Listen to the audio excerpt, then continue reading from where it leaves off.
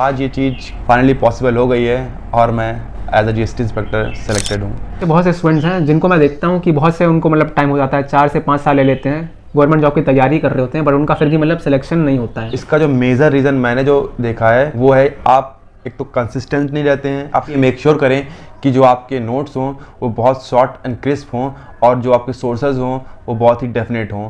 अगर आप मॉक देते हैं और आप उसका एनालिसिस नहीं करते हैं तो कहीं ना कहीं आपको अपनी गलतियां जो हैं वो मालूम नहीं चल पाएंगी। आपको जो टाइम लग रहा है वो इतना ज़्यादा क्यों लग रहा है? क्या मुझे उसका कॉन्सेप्ट नहीं पता? क्या मुझे उसका शॉर्ट ट्रिक नहीं पता? नहीं, ऐसा नहीं है। मैं बचपन से ही काफ़ी एवरेज स्टूडेंट रहा हूँ। अगर आपकी ऑल इंडिया रैंक 1 भी आ जाती है, अगर आप कंप्यूटर एग्जाम को क्वालिफाई नहीं कर पाते हैं तब भी आपका सिलेक्शन नहीं होगा। सो आप कितने सालों से प्रिपेयर कर रहे थे एसएससी सीजीएल एग्जाम के लिए? जब आपका ये एसएससी सीजीएल का रिजल्ट आया सो इस पर आपका एंड फैमिली मेम्बर्स का क्या रिएक्शन था? उस टाइम मेरी जो धड़कनें थी काफ़ी तेज़ हो गई थी और मैं काफ़ी ज़्यादा नर्वस हो गया था। फाइनली मेरा नाम उस पीडीएफ में था निखिल चौधरी के नाम से। वो था जीएसटी इंस्पेक्टर की पोस्ट B16 और ये देखते ही बिल्कुल मैं 7वें आसमान पर, खुशी का कोई ठिकाना नहीं रहा। फिर मैं भाग के मैं जिम आधी छोड़ दिया था बीच में ही, फिर मैं भाग के घर आया। तो हेलो गाइस, स्वागत है आप सबका एक और नए वीडियो में, जो कि फ्रेंड्स ये हम लोग के चैनल की पहली पॉडकास्ट वीडियो रहने वाली है। जो कि फ्रेंड्स हमारे कज़न ने एसएससी सीजीएल एग्जाम में जीएनसी इंस्पेक्टर की पोस्ट पर सिलेक्शन हो गया है। सो फ्रेंड्स फाइनली इनसे बात करते हैं। सो निखिल भाई, फर्स्ट ऑफ ऑल आपको बहुत बहुत कॉन्ग्रेचुलेशन जीएसटी इंस्पेक्टर की पोस्ट को हासिल करने के लिए। Thank you Ayush for inviting me on your platform. Hello friends, मेरा नाम निखिल चौधरी है और मैंने एसएससी सीजीएल के एग्ज़ाम के through as a GST inspector की पोस्ट को लिया है और मैं अपने प्रिपरेशन जर्नी को आप सबके साथ शेयर करूंगा और बताऊंगा मेरे प्रिपरेशन जर्नी में क्या अप्स एंड डाउन्स रहे और मैंने इस चीज़ की प्रिपरेशन कैसे की। Thank you. सो हमारे चैनल पे जितने भी व्यूअर्स हैं, जितने भी स्टूडेंट्स हैं, उन सभी लोगों के लिए आप बहुत बड़ी इंस्पिरेशन हो। बहुत से जितने भी व्यूअर्स हैं हमारे चैनल पे, उनको बहुत ज़्यादा सीखने को मिलेगा आपसे। सो आपकी स्कूलिंग के बारे में बात करते हैं। सो आपकी स्कूलिंग कहाँ से कंप्लीट हुई है? मेरी स्कूलिंग जो मैंने 10th क्लास है वो यहीं के एक लोकल प्राइवेट स्कूल पारिजात पब्लिक स्कूल से की है और मैंने अपना class 12th Lucknow model public inter college science stream से कंप्लीट किया है। सो कॉलेज की बात करते हैं। सो आपने कौन कौन सा कोर्स किया था? कॉलेज की बात करें तो मैं यहाँ पे सिटी में लखनऊ यूनिवर्सिटी है जिससे मैंने अपना बीए प्रोग्राम इकोनॉमिक्स और इंग्लिश से कंप्लीट किया था। सो मैं आपसे ये पूछना चाहता हूँ, एंड बहुत सारे स्टूडेंट्स भी ईगर हैं ये जानने को, कि आप पहले बचपन से ही ब्राइट स्टूडेंट थे या फिर आपने बाद में चल करके धीरे धीरे इंप्रूवमेंट किया एंड पढ़ाई में अच्छे हो गए? नहीं, ऐसा नहीं है। मैं बचपन से ही काफ़ी एवरेज स्टूडेंट रहा हूँ, बट पढ़ने का शौक़ हमेशा से ही रहा है। बट बेसिक्स अच्छे ना होने की वजह से मैं कभी एक अच्छा स्कोर नहीं कर पाया, इसलिए मैं काफ़ी एवरेज स्टूडेंट ही रहा हूँ। तो धीमे धीमे मैंने अपने आप को सेल्फ इम्प्रूव करता गया और मेरा धीमे धीमे इंटरेस्ट पढ़ाई में और बढ़ता गया। सो जैसा कि मैंने मालूम किया है, आपकी जेईई मेंस में भी काफ़ी अच्छी रैंक थी। आपको साउथ साइड के जितने भी एनआईटी त्रिची, वारंगल, रौरकेला जैसे बेहतरीन कॉलेजेस हैं, आपको ये ऑफ़र हो रहे थे। सो आपने उनकी साइड क्यों नहीं मूव किया, ये मैं जानना चाहता हूँ। हाँ, मुझे ये बात है कि मैंने 12th के बाद जेईई मेंस एग्ज़ाम दिया था और मेरी उसमें ठीक ही ठाक रैंक थी, अच्छी रैंक थी। बट मैं बचपन से ही जॉइंट फैमिली में रहा हूँ तो साउथ जाके कॉलेजेस अटेंड करना मुझे उतना सही नहीं लगा और मेरे फैमिली में काफ़ी लोग हैं जो गवर्नमेंट जॉब कर रहे हैं, तो मेरा भी कहीं ना कहीं मन था कि मैं भी एक अच्छी गवर्नमेंट जॉब की प्रिपरेशन करूं और उसमें सिलेक्शन लूं। सो आज ये चीज़ फाइनली पॉसिबल हो गई है और मैं as a GST inspector selected हूं। सो आप कितने सालों से प्रिपेयर कर रहे थे एसएससी सीजीएल एग्ज़ाम के लिए? मैंने इसमें काफ़ी अच्छा टाइम दिया है। मुझे 2 साल लग गए फाइनली एग्ज़ाम को क्रैक करने में। सो आपके प्रिपरेशन जर्नी से स्टार्ट करते हैं। आप हम सभी लोग को बताइए कि आपने एग्ज़ाम के लिए प्रिपेयर करना कब से एंड कहाँ से स्टार्ट किया? जब मैं अपने 3rd ईयर ग्रेजुएशन में था तो मुझे लगा कि ये सही टाइम होगा प्रिपरेशन करने के लिए, तो मैंने अपने 3rd ईयर ऑफ ग्रेजुएशन में प्रिपरेशन स्टार्ट कर दी थी। तो फर्स्टली मैंने प्रिपरेशन स्टार्ट की थी बैंकिंग एग्ज़ाम्स की, क्योंकि मुझे इसके बारे में मालूम था कि जो इसका रिक्रूटमेंट प्रोसेस है काफ़ी फास्ट है और काफ़ी जल्दी इसमें जॉब मिल जाती है। तो मैंने लगभग 3-4 महीने मैंने बैंक एग्ज़ाम की प्रिपरेशन की और मैंने काफ़ी सारे उसके प्रीलिम्स एग्ज़ाम भी क्वालिफाई किए विद गुड मार्क्स। बट मेरी प्रिपरेशन जर्नी के बीच में ही, जैसा बोलते हैं कि कोई ना कोई रास्ता दिखाने वाला होता है, तो मेरी लाइफ में एक ऐसे भैया मिले मुझे, प्रतीक भैया, जिन्होंने मुझे काफ़ी मोटिवेट किया और ख़ुद भी वो एक IITian थे जिन्होंने एसएससी सीजीएल में ऑल इंडिया रैंक 26 सिक्योर किया, तो मुझे काफ़ी मोटिवेशन उनसे मिला। उसके बाद से ही मैंने जो है SSC CGL के बारे में सर्च करना शुरू किया। तो मुझे इसका वर्क प्रोफाइल, डिफरेंट मिनिस्ट्रीज़ के जो ऑफिसर्स होते हैं उनके वर्क प्रोफाइल के बारे में जानने को मिला और मैं काफ़ी ज़्यादा इससे फैसिनेट हुआ और काफ़ी ज़्यादा मुझे ये अच्छा लगा। देन मैंने जो है माइंड मेकअप किया कि नहीं, मुझको अब SSC CGL के थ्रू एक ऑफिसर्स की पोस्ट लेनी है और तब से मेरी जर्नी SSC CGL की स्टार्ट हुई। सो आप जब CGL एग्ज़ाम की प्रिपरेशन कर रहे थे तो क्या आपने कोई ऑफलाइन कोचिंग ज्वाइन की थी, आपने कहीं से ऑनलाइन सब्सक्रिप्शन लिया था किसी प्लेटफॉर्म पे? अगर मैं बात करूँ कोचिंग्स की, मैंने ऑफलाइन कोचिंग्स तो नहीं ली थी। मैं काफ़ी ऑनलाइन सोर्सेज को प्रेफर करता हूँ। यहाँ मैंने बैचेस ऑनलाइन ही लिए थे और मैंने अपनी इस प्रिपरेशन की जर्नी को ऑनलाइन ही जारी रखा। कौन सा ऑनलाइन प्लेटफॉर्म था जहाँ पे आपने सब्सक्रिप्शन लिया, तैयारी की? जब मैं SSC की जर्नी, SSC की प्रिपरेशन स्टार्ट किया था तो मुझे एक बात माइंड में क्लियर थी कि मुझे टीचर्स सारे बेस्ट चाहिए। हालांकि टीचर्स सारे बेस्ट होते हैं, बट जो मुझे समझ में अच्छे से आए, जिनका पढ़ाना मुझे अच्छे समझ में आए, तो मैंने टीचर को सर्च करना स्टार्ट किया। तो मुझे मैथ्स के लिए गगन प्रताप सर काफ़ी ठीक लगे। उनका जो पढ़ाने का तरीका था, उनके जो मेथड्स थे, वो काफ़ी मेरे को अच्छे लगे और मैंने फिर उन्हीं को ही पढ़ना कंटिन्यू रखा। बात करें अगर हम इंग्लिश की, तो फिर काफ़ी ढूंढने के बाद मुझे रानी मैम मिली। हाँ, वो भी काफ़ी अच्छा पढ़ाती हैं, उनका बैच मैंने लिया था। मैं अगर बात करूँ GK की, तो GK के लिए मैंने परमार सर को फॉलो किया था। उनके PYQ सीरीज़, उनके PYQ लेक्चर्स, उनके बैच के जो लेक्चर्स हैं, काफ़ी हेल्प मिली मुझे उनसे। सो आप जब पहले प्रिपरेशन कर रहे थे खुद से सेल्फ स्टडी कर करके without the help of any coaching, so आपको वहाँ पर पहले मतलब क्या दिक्कत आई थी इस एग्ज़ाम को क्लियर करने में?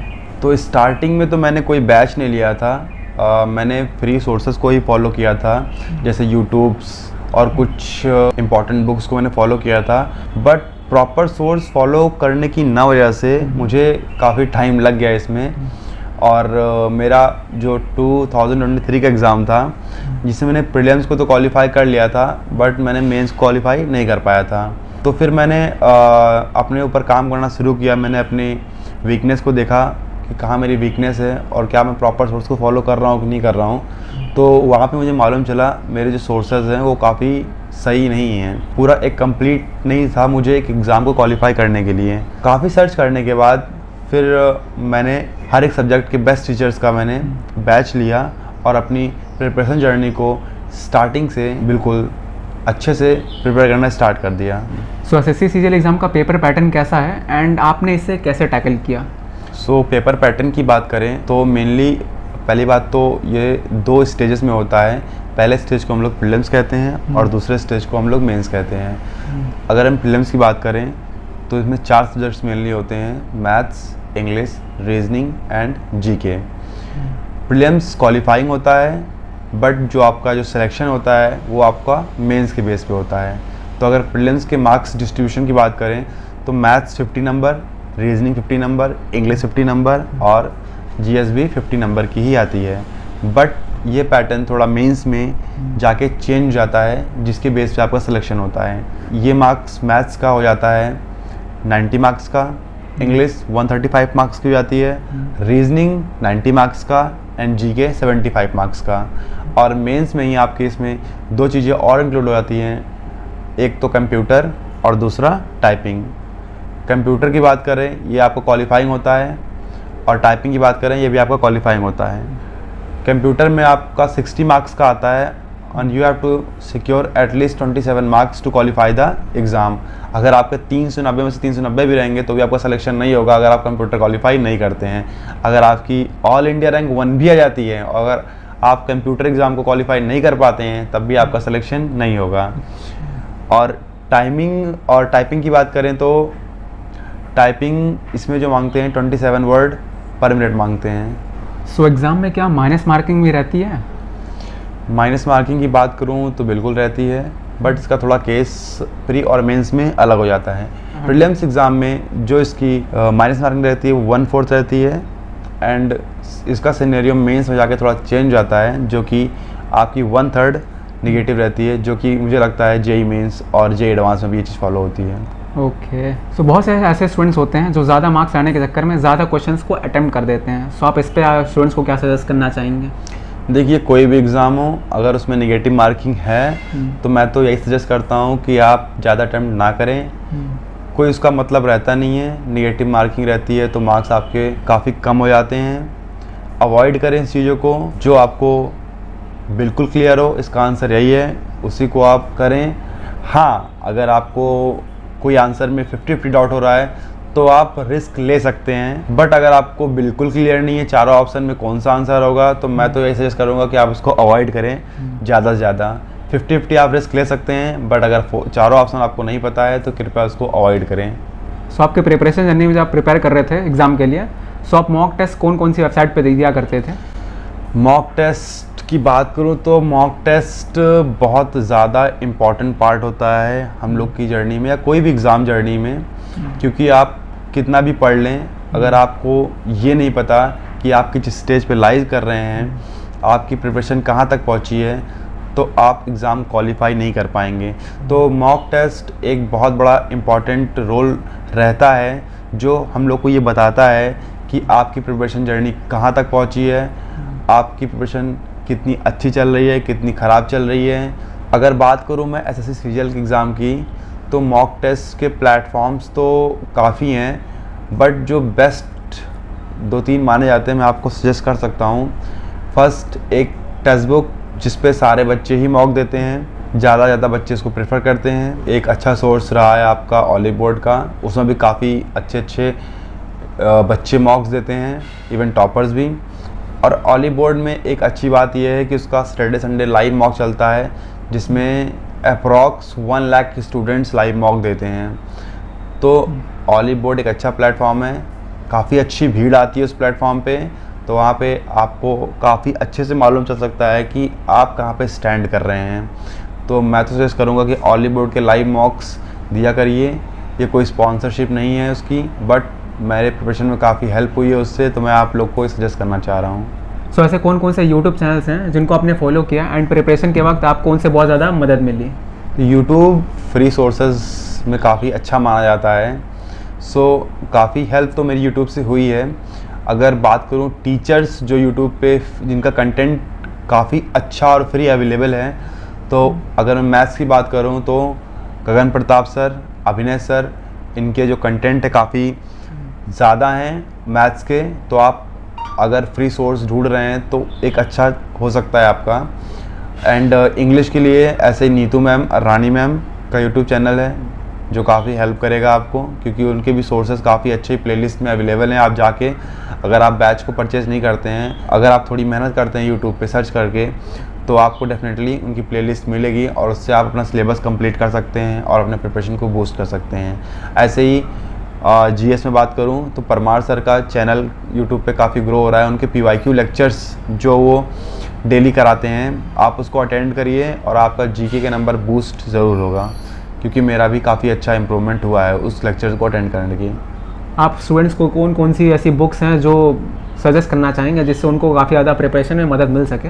तो बुक्स जो हैं आप पिनैकल की कंसिडर कर सकते हैं प्रीवियस ईयर क्वेश्चंस के लिए, और गगन प्रताप की 8000 प्लस क्वेश्चंस की भी एक पीवाईक्यू बुक आती है, उसको लगा सकते हैं आप। एसएससी सीजीएल एग्ज़ाम के लिए अगर बात करूं तो प्रीवियस ईयर क्वेश्चंस बहुत ज़्यादा इंपॉर्टेंट रोल प्ले करते हैं। अगर आप पीवाईक्यू या प्रीवियस ईयर क्वेश्चंस को करके जाते हैं तो आपके काफ़ी अच्छे चांसेस बनते हैं एग्ज़ाम को क्लियर करने में। ऐसे ही आपको सारे पीवाईक्यू क्वेश्चंस की बुक मिल जाएंगी, तो आप उनको कंसिडर जरूर करिए। सो मैक्सिमम स्टूडेंट्स के साथ प्रॉब्लम क्या आती है प्रिपरेशन में कि जब वो प्रिपेयर कर रहे होते हैं किसी नए टॉपिक को, किसी नए सिलेबस को, उनका जो पास वाला टॉपिक रहता है उसको रिवाइज नहीं कर पाते, सो जो नया वाला है उस पर ज़्यादा फोकस करते हैं। सो उस पर आप क्या कहना चाहेंगे?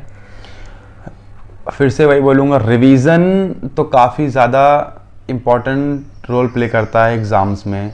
इवन मैं अपनी बात करूँ तो मैं नए टॉपिक्स को थोड़ा अवॉइड करता था और मैं रिवीजन को काफ़ी ज़्यादा प्रेफरेंस दिया करता था, क्योंकि मुझे पता था कि नए टॉपिक्स को पढ़ने से अच्छा है अगर मैं पुराना ही अच्छे से रिवाइज़ कर लूँ तो उसका ज़्यादा इफ़ेक्ट रहेगा एग्ज़ाम में।